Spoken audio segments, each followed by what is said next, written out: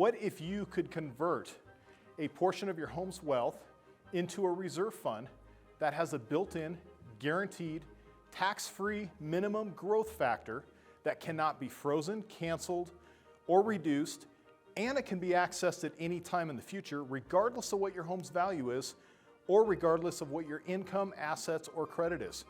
How many of you would want access to something like that? Okay, great. So home equity means nothing to retirement unless it can be unlocked, and when it is unlocked, something happens. It turns into housing wealth. So home equity currently, right now, represents about 70% of the average retiree's wealth.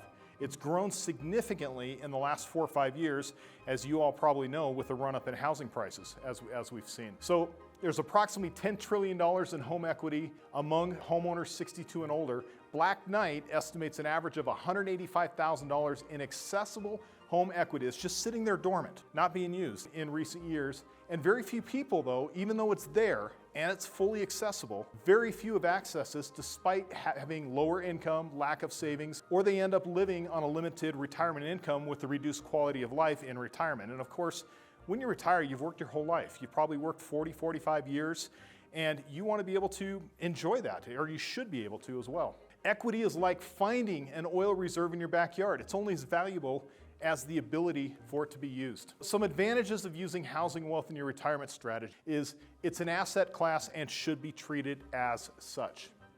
It's an insurance policy to transfer the risk of loss against volatility, inflation, longevity, etc. Helps keep you in a lower bracket to reduce Medicare, Social Security, and income taxes. It can protect against inflation by keeping savings in vehicles that actually outpace inflation. And it converts a potential liability to an asset, eliminating payments, providing access to cash when needed. Plus, it can provide emergency cash when unforeseen events occur, such as long-term care. And I mean, medical things can happen in retirement, a lot more often than when we're all younger, so it's important to have access to cash when needed.